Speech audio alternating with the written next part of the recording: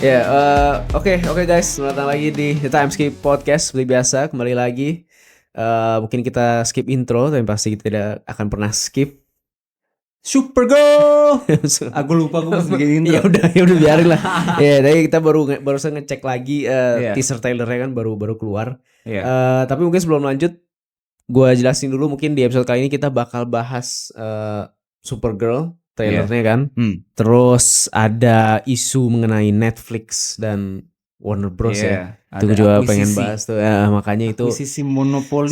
big thing. Iya. Dan ya udah paling ada trailer Avatar. Ya udahlah. Tapi ya mungkin kita mulai dari Supergirl ya. Tadi kita barusan ngecek lagi trailernya. Iya. Ya gimana men? Promising sih menurut gue. Promising ya. Kelihatannya fun lah. Sebenarnya dari teaser pun juga udah cukup banyak sih ini kasih lihat. Gue pikir kayak cuman sekedar ya Supergirl yang ngapain mabok atau gimana. Tapi sih banyak banget yang gue kelewat. Jujur yang Krypton. Iya. Gue tuh yang pertama kali gue kayak malah itu ya lu paling notice pertama ya. Iya. Gue pas lihat kayak lu banyak banget kan ya kayak. Iya, dia cuma kayak teaser real lah, ini masih teaser. Iya, si teaser benar-benar. Tapi ya itu menarik banget sih karena di scene itu kelihatan itu Brainiac. Iya. It's confirm juga kan di film Superman Man of Tomorrow nanti Superman kedua. Maksudnya kan Brainiac udah confirm. Iya. Dan ini udah confirm lagi di teaser ini itu apalagi apa namanya kotanya masih Kandor diangkat dan kayak di bubble gitu itu udah Brainiac banget. Jadi itu ternyata itu big thing juga sih di teaser itu. Terus ya mungkin sebelum kita yang paling the big one ya untuk Supergirl-nya cocok banget sih menurut gue. Cocok banget ya kelihatan ya. Dia Supergirl ini memang directly berdasarkan komik Woman of Tomorrow. Iya, yang komik. Dimana itu kan kayak agak reinvention oleh Tom King untuk bikin Supergirl lebih grounded lah. Ya lebih manusia. Supergirl itu biasanya kan karakter yang kelihatannya derivatif dari Superman. Ini Tom King dia di komiknya ini tuh mau bikin Supergirl lebih distinct lewat karakter flow dia. Jadi karakter flow dia lebih dieksplor di film ini. Iya, itu bagus sih pemilihan. Maksudnya kita berdasarkan komik Woman of Tomorrow, James Gunn memutuskan itu pilihan tepat sih buat gua karena maksudnya ya superhero kan apalagi ya kayak misalnya Superman it's like the good guy gini tapi di sini ada cousinnya yang a mess bisa dibilang dan dia juga a mess bukan karena edgy atau apa, dia kan memang dia besar di Krypton. Dia ngelihat dia ngelihat semua kehidupan dia sih ya hancur dalam begitunya. Iya, dan dia udah gede maksudnya. Iya, dan dianya pun yang dikasih tanggung jawab untuk take care of Clark pas di bumi, pesawatnya hilang. Jadi dia nyasar. Iya. Nyasar dia. Dan dia pas nyampe juga beku kan. Iya. Clark udah dibesarkan sama The Kents. Jadi dia enggak udah gede. Ya role yang dia seharusnya jadi kayak udah lewat. Makanya jadi kehilangan purpose banget dia di sini. Bisa jadi ini sih emang kayak nyari jati diri lagi gitu kan. Purpose benar-benar. Iya itu sih, dan ya itu menarik sih. Maksudnya nggak cuman sekedar dia udah jadi superhero tapi juga mencari ada journey-nya lah. Ada hero's journey-nya from zero to hero in a way. Iya. Dan ini from juga minus mungkin ya. From minus. Jujur deh gue kalau gue dari first impression gue ya, dan ini sebenarnya as a good thing gitu. Ada vibe Guardian of the Galaxy-nya mungkin karena Space dan James Gunn. Dan langsung reminder banget buat gue kayak walaupun ini bukan film James Gunn, kayak it's not his movie. Dia cuma kayak kepala studio. Iya. Didirect oleh Craig Gillespie. Soalnya jujur kalau James Gunn lagi takutnya agak mirip. Iya, agak mirip kayak Guardian lagi. Itu sebenarnya gue agak concern di situ sih. Peacemaker sama The Suicide Squad juga ada kemiripan. Mirip. Ya, good lah maksudnya something fresh, something new, let's go. Dan ya udahlah langsung aja the big reveal yang sebenarnya gue sempat bikin video kayak reactionnya gue upload di TikTok. Satu hal yang paling bikin gue beriak. The main man. Oh ya. Lobo yang Lu miss. Iya yang gue miss. Padahal gue udah dari dulu gue udah kayak Lobo masukkan. Jason Momoa udah di interview itu udah hype banget. Jadi pas dia nongol gue malah miss. Iya, jadi ceritanya ya setelah kita nonton masing-masing kan. Habis itu kan gue chat kan kayak, "Woi, Supergirl udah lihat gitu kan." Udah lihat. "Woi, ada Lobo," kan gue bilang gitu main. Kok gue miss loh gitu. Well, it's like the main thing. Yang orang kaget yang orang. Dia ngasih gue. Tapi emang dia ngasih gue screenshot terus gue kayak anjing di mana itu gue missing situ wipe ya makanya. Tapi saya emang cepet banget sih kayak bener setengah detik kali. Tapi ya itu Jason Momoa is living his dream karena udah ada juga di interview dia juga udah openly bilang Jason Momoa itu emang seneng Lobo dan bahkan pengen jadi Lobo kan di interview acara pas bukan ya? Acara talk show, gue lupa namanya. Pokoknya dia sempat bilang kayak kalau pengen jadi karakter apa Lobo gitu. Dia pernah bilang lah. Terus sampai pas James Gunn jadi jadi head DC, of DC langsung sampai Lobo, let's go atau apa gitu. Enak banget tuh bisa gitu. Iya bisa gitu. His life is speak. Iya. Dan emang cocok sih. Ya kita nggak ada kayak nggak setuju atau gimana. Iya kayak Jason Momoa pucetnya udah jadi Lobo ya. Itu udah dia masa acting semua. Iya. Itu benar-benar tinggal emang makeup. Bahkan ini doang makeupnya juga cuma warna kulit, rambut udah panjang. Iya. Facial structure udah Lobo banget. Iya, facial badan juga udah gede. Iya, that's it. Bahkan orangnya karakternya juga Lobo banget. Hey bro, hey dude. Iya. Awesome man. Damn. Memang mungkin kita pernah bahas juga kan Supergirl. Satu hal yang paling gue tunggu-tunggu yang paling pengen bikin gue nonton ya kalau ada Lobo. Itu sih, itu udah gue berharap kayak punya peran yang besar di plotnya. Selain cameo doang. Karena Lobo itu kalau kita nonton di seri animated series atau film-film yang animated juga gitu ya, biasanya Lobo emang sering cameo atau hadir satu episode and then like he doesn't have any plot. Dia tuh kayak maskot. Does his thing terus cabut. Iya, bener-bener. Oke deh, ada gue nggak tahu kartun yang mana gitu ya. Superman ada lawan Lex Luthor sama siapa ya? Lobo datang. Pakai motor.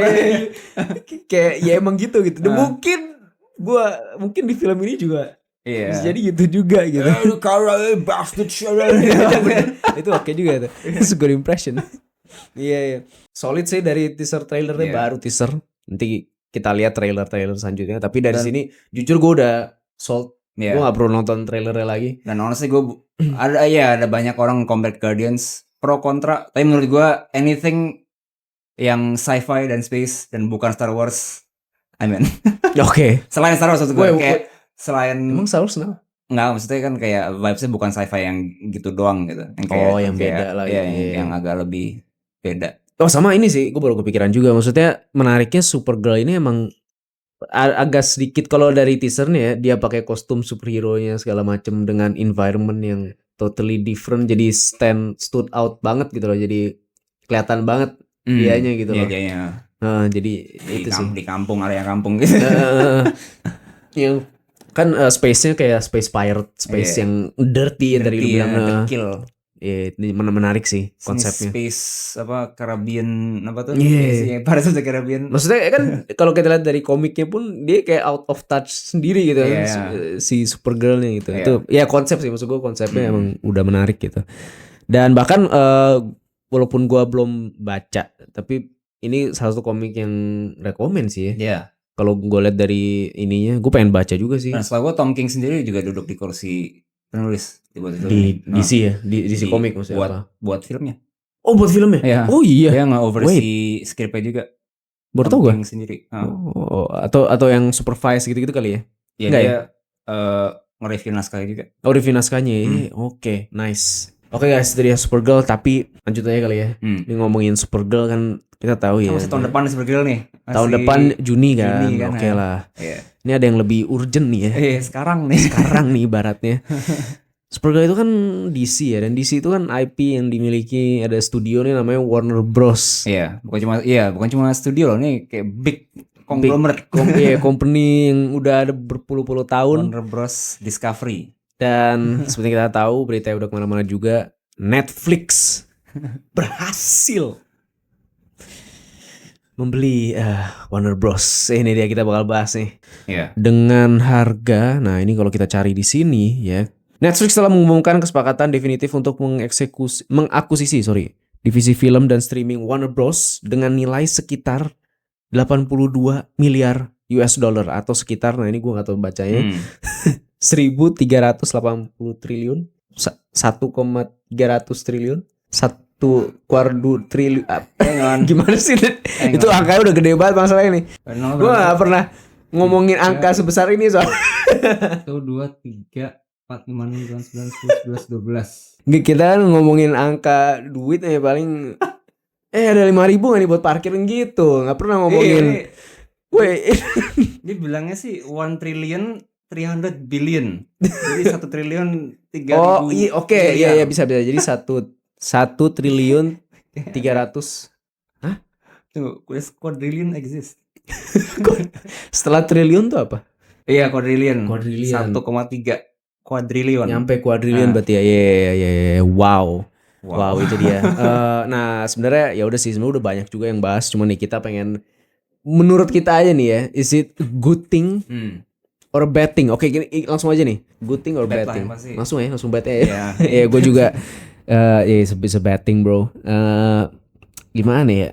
Walaupun Warner Bros a big company dan memiliki IP yang besar-besar banget gitu ya. Yeah. Mungkin ya yang kita tahu DC pastinya, terus ada Harry Potter, Game of Thrones, Dune juga. Matrix. Iya, Matrix. Looney Tunes.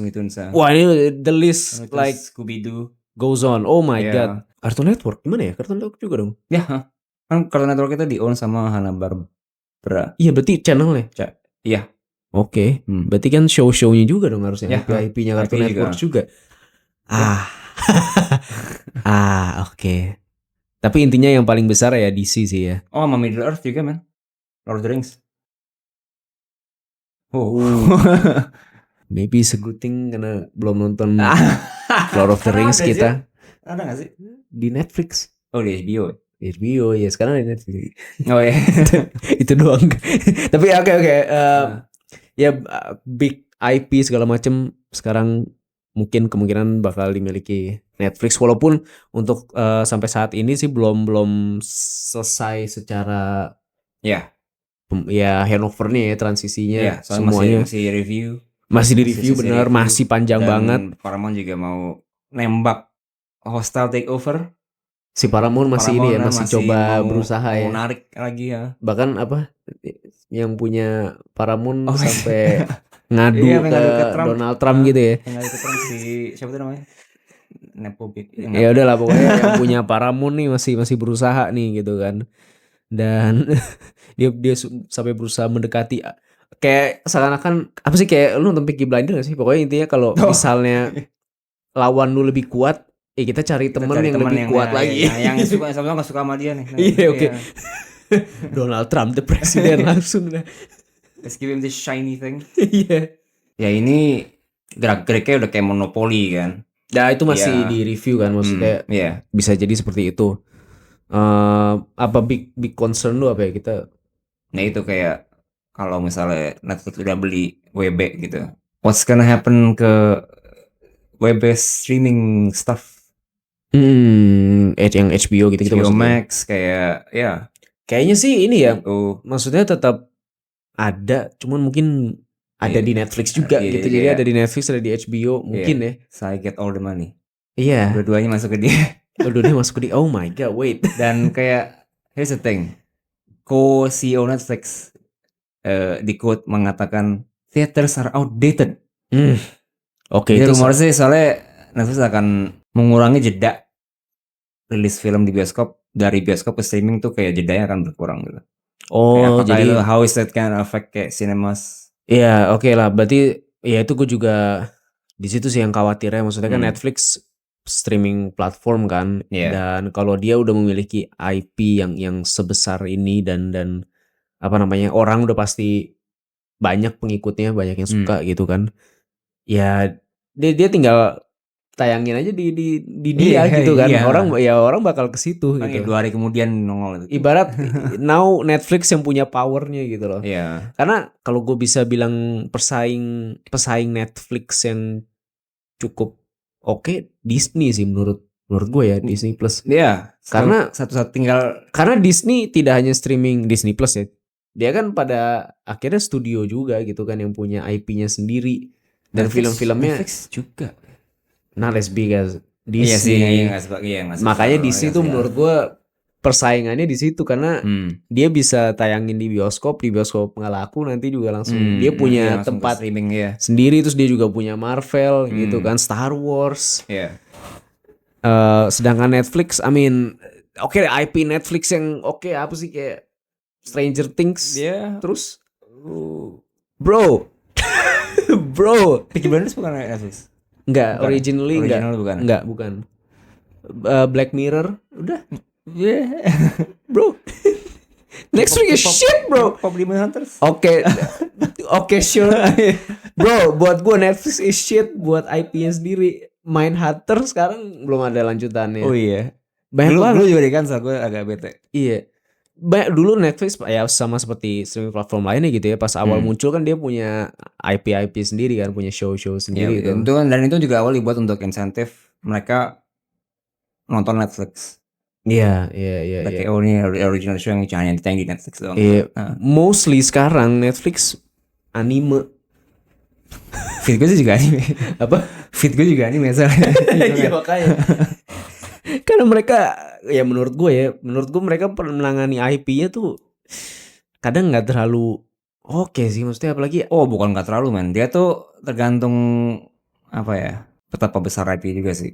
Iya, tapi maksudnya gini deh, kayak kan kita udah ngeliat meme Netflix adaptation, manga, anime adaptation dan Netflix adaptation kayak gimana gitu kan, udah banyak meme-nya gitu. Itu kan meme-nya datang karena emang begitu gak sih? Sebenarnya tuh meme datang gitu karena monopolinya juga. Karena Netflix dari dulu kan udah beli itu biasanya IP-nya langsung. Kayak Friends, kayak Evangelion, kan tuh dibeli langsung. Kayak berapa miliar dolar untuk hanya jadi punya Netflix tuh. Dicabut dari apa sih dulu? Paramount apa gitu. Iya, oke. Dicabut. Sebenarnya yang ditakut itu sih itu, jadi kayak Netflix tuh punya exclusive rights untuk semua IP WB. Iya. Dan dia bisa too much power itu sih. Makanya sekarang kalau dia udah punya WB, menurut gue udah dia di atas semuanya sih menurut gue ya. IP-nya gede-gede banget, WB gitu. Dan dia bisa melakukan terserah dia. Iya gak sih? Iya makanya. Oke deh, mungkin dia bakal bilang kayak misalnya, mungkin Netflix bilang gitu ya, kayak enggak kok, si Warner Bros tetap punya kuasa kreatifnya, James Gunn tetap ini, tetap kepalanya lah. Harry Potter tetap siapa tuh, Peter Safran masih kepala DC atau oke lah, DC masih owned by Warner Bros, tapi Warner Bros owned by Netflix. Dan Netflix is the final say. Iya. Kalau misalnya apa namanya, daripada tayang di bioskop udah langsung sini aja gitu kan. Dan itulah salah satu concern yang besar juga adalah ini bisa mematikan film di bioskop. Iya kan? Karena kalau misalnya yang punya dan itu juga nyambung ke exclusivity-nya juga. Kayak Netflix bisa bilang iya, maksudnya kalau yang punya IP ini adalah streaming platform, kemungkinan untuk masuk ke film bioskop ya semakin kecil lah. Iya. Dia pasti lebih mending ya udah streaming platform aja, apa keuntungannya ke bioskop. Dan Netflix juga sangat, mereka kan anti physical media. Mereka nggak pernah nge-release show yang mereka punya di kayak Blu-ray pernah DVD atau Blu-ray. Nggak pernah, bener. Iya karena WB kan masih are they still gonna do that? Bro, kenapa sih mau? Itu sih karena nggak tahu ya, masih mau ya duit sih kan. Iya, tapi menurut gue nggak tahu ya, film yang langsung ke streaming platform, gue ngelihatnya kayak stake-nya nggak sebesar film yang kalau orang bikin film buat di bioskop. Karena streaming platform kan dia akan terus ada di situ gitu. Jadi bagus nggak bagusnya stake-nya tuh nggak sebesar Oh ini bakal tayang di bioskop. Iya, jadi maksud gue makanya Netflix banyaknya adaptasinya biasa aja atau kayak nggak terlalu dianggap serius ya, karena kan ya udah bakal ada di situ, uang juga bakal ngalir terus, orang bakal nonton. Dan kalau misalnya DC terus ada apa Harry Potter atau apa, The Batman gitu. Batman. Jadi di Netflix semua bisa jelek-jelek semua menurut gue standar ini ya. Kan kreatif kontrol masih di mereka. Masih di WB. WB punya Netflix. Nah, tapi dia bilang kan cuma nggak nyampe. Ya untuk sekarang sih belum nyampe segitunya. Untuk sekarang kan hanya akuisisi IP sama studio. Kita belum tahu ya. Ya belum tahu lah. Kali ikut kesananya kan bersih lah. Damn. Ya ini gue. Tapi di mana ada orang kan bakal ada ciri-ciri orang juga. Iya, dan di mana ada power ya, itu akan memperlihatkan sisi yang sebenarnya setiap orang itu dia. Tapi oke lah, banyak IP, tapi yang pasti kalau concern utama gue ya DC udah pasti ya. Ya mungkin lu juga gitu kan. Sekarang kan James kan lagi oke-okenya nih, what's gonna happen? Karena terus diem-diem nih si Zack Snyder nih kayak deket-deketin Netflix gitu kan, dia kayak Zack Snyder punya hubungan baik soalnya sama Netflix sih. Apakah Snyderverse akan kembali? Keep coping. Asik. Kecuali Netflix minta. Itu dia maksud gua. Itu dia maksud gua. Zack sendiri sih kelihatannya udah over DC. Are you sure? Karena tahun ini beberapa bulan lalu kan dia ngepost di IG. Oh ya. Lu nggak tahu? Oh iya. Jadi Zack Snyder itu di Instagramnya atau di X-nya gue nggak tahu. Itu ngepost foto behind the scene film-filmnya, film BVS dan udah gak Man ada, of Steel. Udah nggak ada NDA kali. Oh iya, enggak, maksudnya kayak why? Because he can do it now. Why? Kalau digituin dia bisa dipecat. Itu makanya aneh-aneh aja, timingnya tuh kayak pas aja gitu di saat Superman keluar yang James Gunn. Abis itu Netflix ya, biar engagementnya gede lah. Ya terus dia kayak lihat nih ini Man of Steel gini. Nah ya, Snyderverse buat gua udah selesai, no more guys. Jadi keep hoping buat fans Snyderverse udah selesai, bukan gimana tapi udah selesai aja. Gua juga mudah-mudahan jangan sih. tetap worried gitu ya. Gila juga zaman dulu tuh gua mikirnya WB tuh company yang lebih besar dari Netflix lah. WB kan kayak seharusnya IP-nya lebih banyak. Ya, mereka punya tangan-tangan di studio kayak game gitu juga. Iya sih, tapi memang sekarang Netflix juga sih. Sekarang Netflix kayak udah mulai menjalar kemana-mana. Memang secara apa ya bahasa aset kali ya. Asetnya mungkin Warner Bros ya lebih besar lah, lebih mahal gitu loh yang dia pegang gitu kan. Cuman kan tinggal nanganin ya harusnya, tinggal gimana dia ngemegang IP-nya, bikinnya kan budgetnya berapa terus jualnya. Ya kalau Netflix kan ya dia udah menurut gue lebih aman aja gitu, streaming platform, bisa seri yang jelek tapi juga banyak yang nonton gitu. Ya itu juga that's the thing. Warner Bros kan nggak ada streaming tuh apa ya? Nah itu sih ini menarik kayak ngitung even kayak ke pekerja yang kerja di film kayak aktor apa kayak how do they count streaming numbers? Kan kalau tayang di bioskop kan kayak itu kan biasanya masuk kontrak juga. Iya. Atau tayang di TV kayak di replay di TV berapa kali gitu kan. Iya, dan nggak tahu ya, gue masih belum nyari juga sih. Tapi kalau misalnya di bioskop kan udah terbuka lah hitung-hitungan, lu tahu yang nonton segini apa sih pendapatannya segini kan si filmnya gitu. Kalau streaming gue masih belum ngerti juga. Hey man, like apa Guillermo del Toro says nonton film di bioskop tuh apa it's the only thing of its kind, kata dia bilang. Kayak untuk bikin satu bioskop tuh lo butuh kayak 30,000 HP. Gitu, ada quote yang gue lupa. Kayak gitulah, kayak mirip gitulah. Nanti itu dikasih lihat aja kalau lu nemu. Oke. Ya men. Pakai beda men. Tapi ya mungkin ya, ini kita ngayal aja ya. Mungkin sudah waktunya. Ini sih Guillermo del Toro man, the guy who made Pinocchio, Hellboy.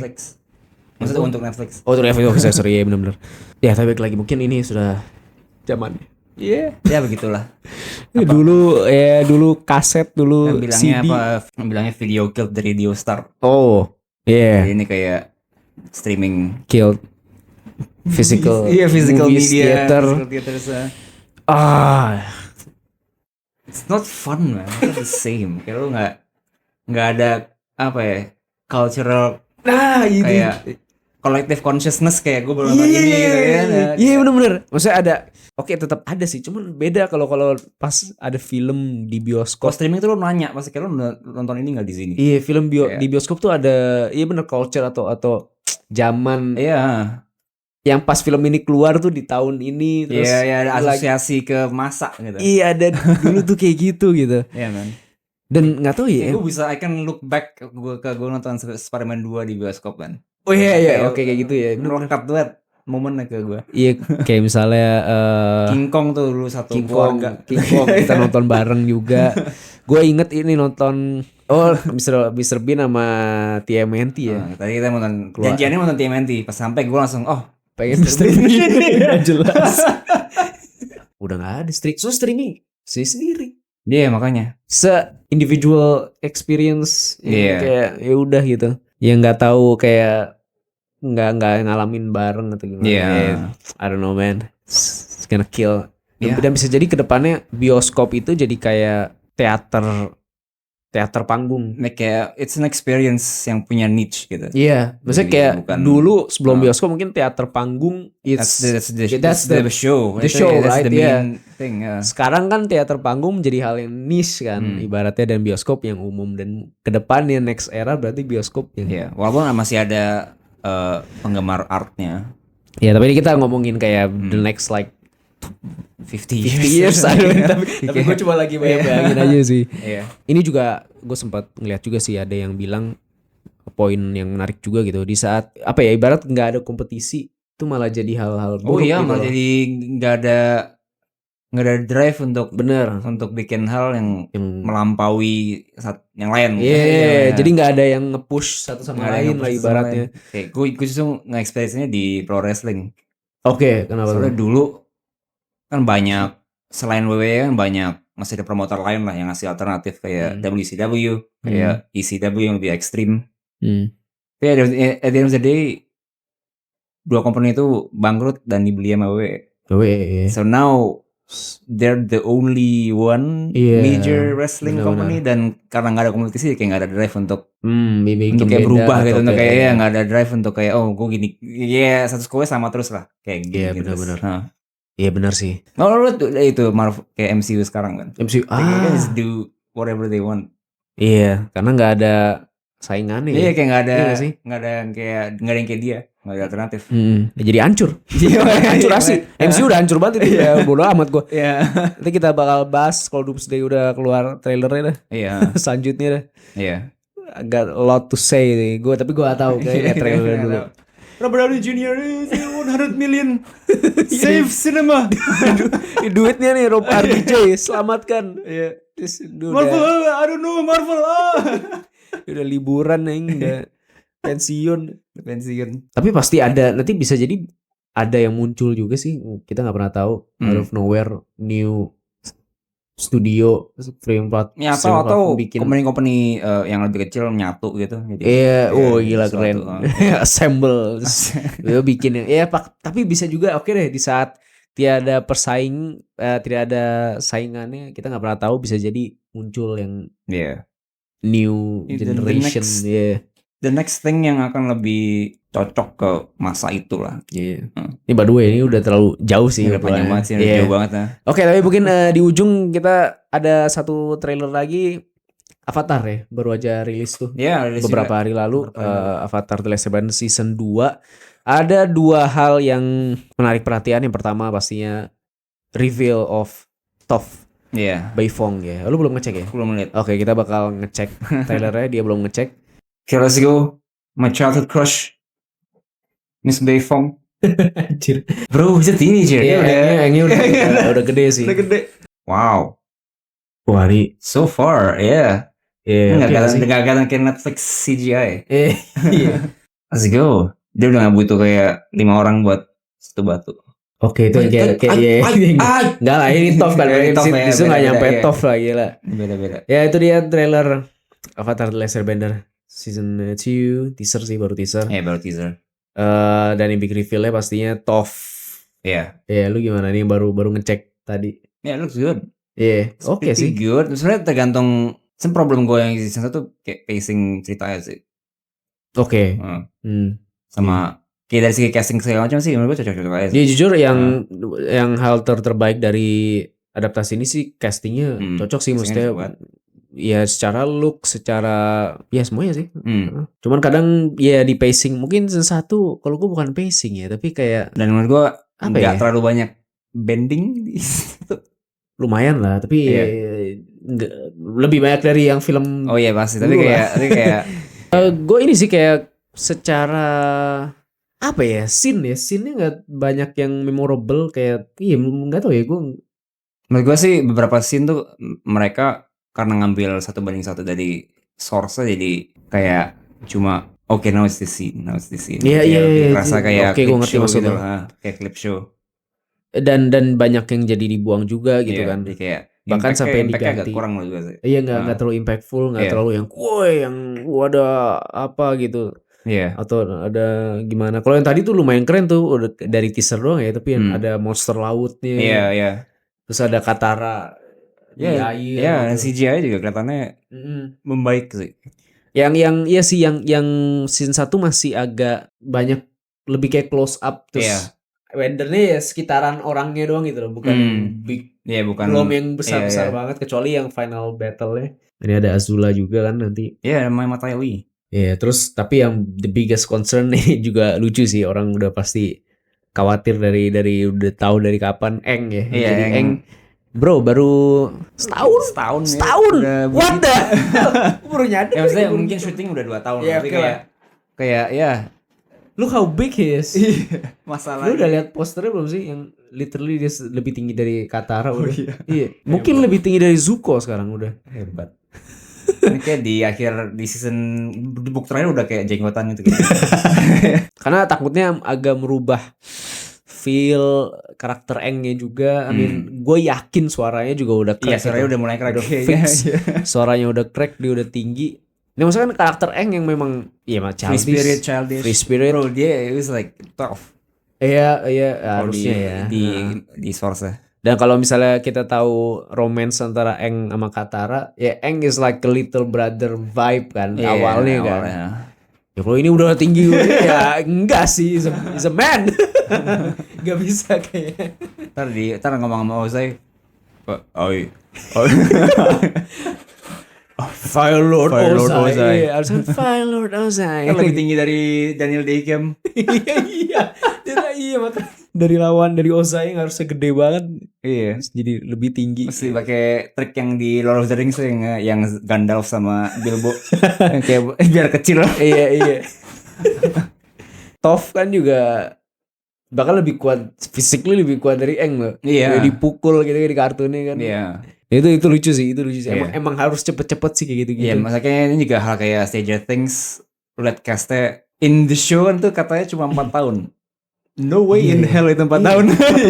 Itu perubahannya udah jauh sih. Udah jauh banget. Ya itu doang sih, tapi so far baru teasernya kelihatannya oke. Kostumnya gue suka sih rata-rata. Kostumnya wardrobe-nya bagus. Oke, sip. Terima kasih guys buat nonton untuk episode kali ini, cukup banyak. Perbincangan.